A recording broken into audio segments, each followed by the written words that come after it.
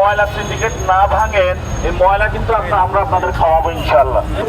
এই যে রাস্তার উপরে সিটি কর্পোরেশনের বর্জ্য ব্যবস্থাপনা, মানুষ গন্ধে চলাফেরা করতে পারে না। আমরা সিটি কর্পোরেশনের কাছে আহ্বান জানাবো, এগুলো দ্রুত ঠিক করুন। আর ইনশাআল্লাহ 12 তারিখে জনগণ ভোট দিলে ভোটের রায়ের মধ্য দিয়ে আমরা এই ব্যবস্থা পরিবর্তন করব, রাস্তা ক্লিন রাখবো ইনশাআল্লাহ। ঢাকা 8-এ বাংলাদেশের সবচেয়ে সুন্দর বর্জ্য ব্যবস্থাপনা হবে ইনশাআল্লাহ। আর তারা যদি না পারে আমরা নিজেরা এসে পরিষ্কার করবো। সবাই রেডি আছেন না? ইনশাআল্লাহ আমরা সবাই এসে রেডি করবো যাতে আমরা এটা সুন্দর করতে পারি।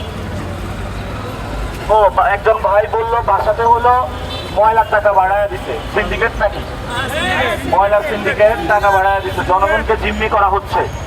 যারা এই ধরনের সিন্ডিকেট চালাচ্ছেন আমরা আপনাদের প্রতি হুঁশিয়ার উচ্চারণ করে দিতে চাই, যদি ময়লা সিন্ডিকেট না ভাঙেন, এই ময়লা কিন্তু আমরা আপনাদের খাওয়াবো ইনশাআল্লাহ। সবগুলাকে শাস্তির আওতায় আনবো ইনশাআল্লাহ। আমরা আসলে ইনশাআল্লাহ কোনো ময়লা সিন্ডিকেট থাকবে না। মানুষের সবচেয়ে সুন্দর হবে ইনশাআল্লাহ ঢাকা।